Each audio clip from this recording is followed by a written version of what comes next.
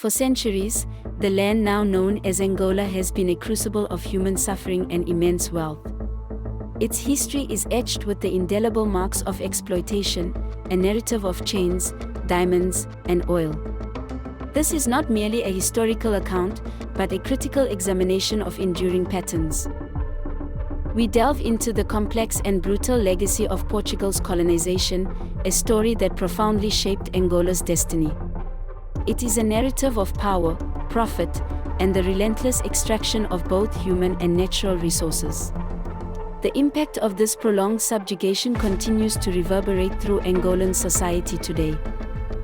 The questions raised by this history are not confined to the past. They challenge our understanding of global economics, political power, and the true cost of development.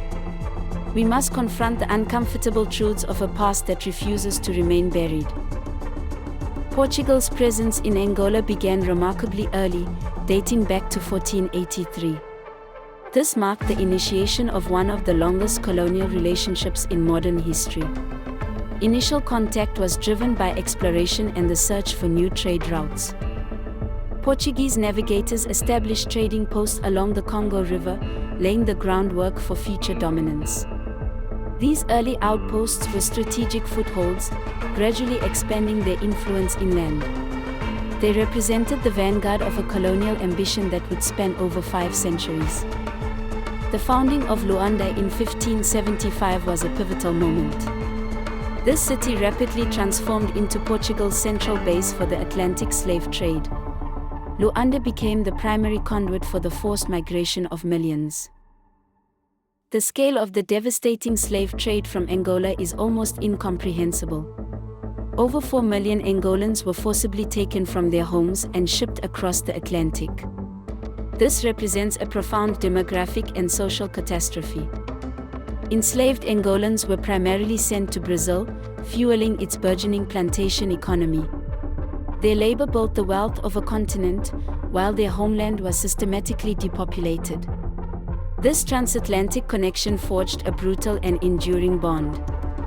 Luanda's role in this horrific enterprise reshaped the Atlantic world. It became a nexus of human trafficking, a city built on the suffering of countless individuals. The forced displacement of people on such a scale left an indelible scar. Portuguese control was solidified through the construction of forts and the imposition of Christianity. They systematically controlled trade routes, asserting their authority over indigenous kingdoms. This early colonial infrastructure was designed for extraction and subjugation. As the 20th century dawned, Portugal clung tenaciously to its colonial grip. While other European empires began to crumble, Lisbon maintained its anachronistic hold on Angola.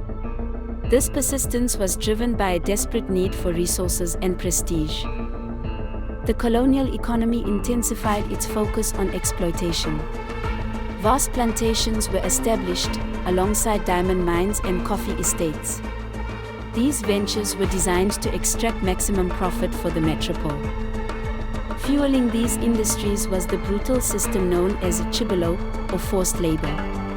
Angolans were compelled to work under horrific conditions, often without pay. This system was a direct continuation of the earlier slave trade, albeit in a different guise. The brutality of chibolo was pervasive and systemic. Angolans were subjected to violence, arbitrary imprisonment, and the denial of basic human rights. Their lives were considered expendable in the pursuit of colonial wealth. Diamond exploitation became a cornerstone of the Angolan colonial economy. Companies like Diamond, founded in 1917, held vast concessions over diamond-rich regions. The Luo and Landa Norte areas became sites of intense extraction. These precious stones were extracted at an immeasurable human cost.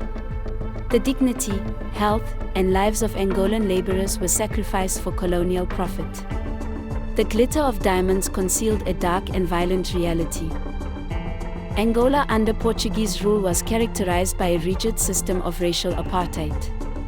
Angolans faced severe discrimination in every aspect of life.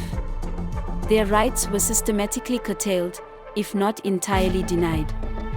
Only white settlers enjoyed full rights, including land ownership and the right to vote. This created a deeply stratified society, where the indigenous population was relegated to a subordinate status. The colonial project was inherently racist.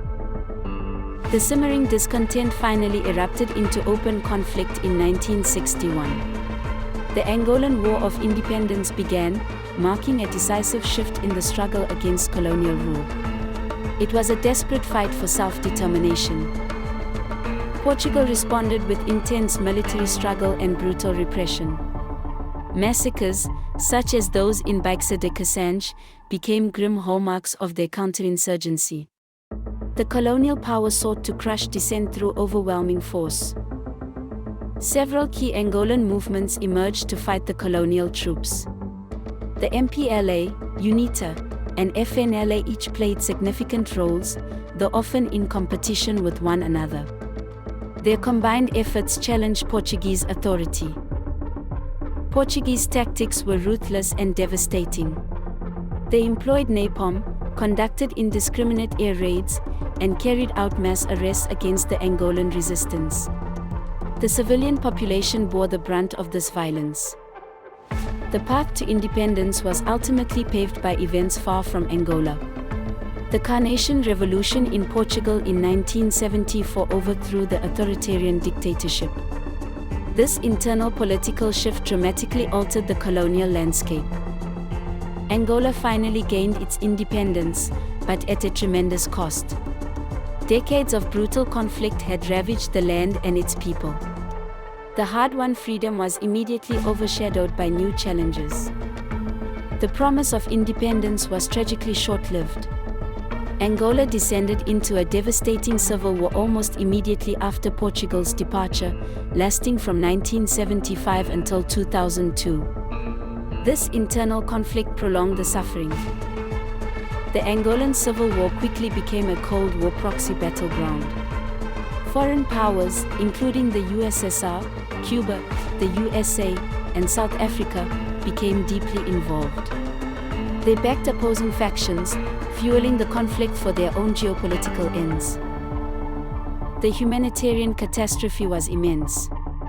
Over 500,000 lives were lost, and millions more were displaced from their homes. The war left a generation scarred and the nation's infrastructure in ruins. Even amidst the civil war, the pattern of continued exploitation persisted. Foreign interests and multinational corporations continued to extract Angola's vast natural resources. The wealth of the land flowed outwards, not inwards. Oil became Angola's primary export, dominating its economy. This vital resource was controlled by a complex web of international and national companies. Senangol, Total, and Chevron became major players in this lucrative sector. The question remains, who truly benefits from Angola's immense wealth? Despite its vast resources, a significant portion of the population lives in poverty. The legacy of exploitation, it seems, continues to cast a long shadow over the nation's future. Portugal ruled Angola with chains and guns. Today, the chains look different: contracts, pipelines, and offshore accounts. The question remains, who really owns Angola's riches? Please subscribe. It is free to subscribe and help us to bring forgotten stories from around the world. Like, share, and comment to expose the hidden history of Africa's exploitation. Our next episode, African Injustice, Episode 7, Italy in Libya, Mussolini's Desert Empire. Thank you for watching. See you in the next adventure.